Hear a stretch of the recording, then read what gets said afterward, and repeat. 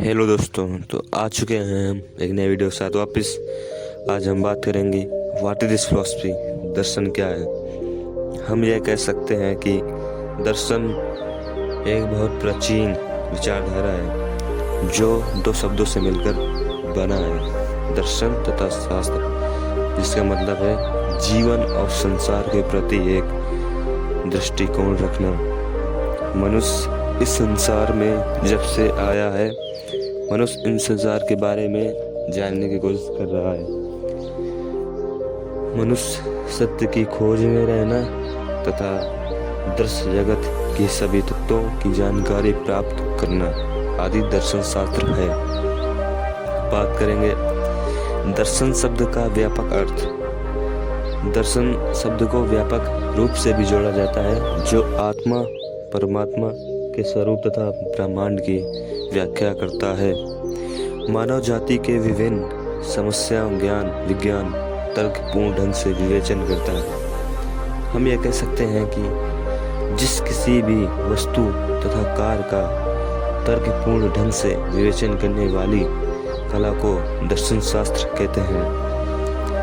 दर्शन शास्त्र का संकुचित अर्थ भी निकाला गया है, जो आत्मा और प्रकृति के रहस्य को जानने के लिए प्रयास करें। मनुष्य दर्शन शास्त्र में यह चिंतन करता है कि परमात्मा तथा प्रकृति के बीच क्या रहस्य है, इस संसार को चलाने वाली शक्ति कौन है। अब बात करेंगे जीवन के प्रति दृष्टिकोण।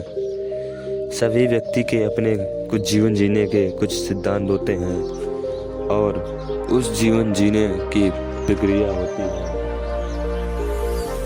जैसे मदर टेरेसा जीवन भर दूसरों की सेवा करती रही, यही उनका दर्शन है। इसी प्रकार महात्मा गांधी जी जीवन भर सत्य और अहिंसा के मार्ग पर चले, यही उनका दर्शन है।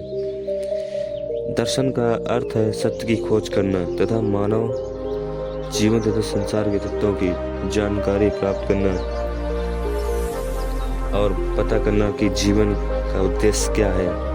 इन सभी का उत्तर हमें मिलता है दर्शन पर जीवन की जटिल समस्याओं का हल निकालना का प्रयास करता है। तो आई होप ये वीडियो पसंद आया होगा। अगर वीडियो अच्छा लगा तो आप मेरे वीडियो को सब्सक्राइब कर सकते हैं।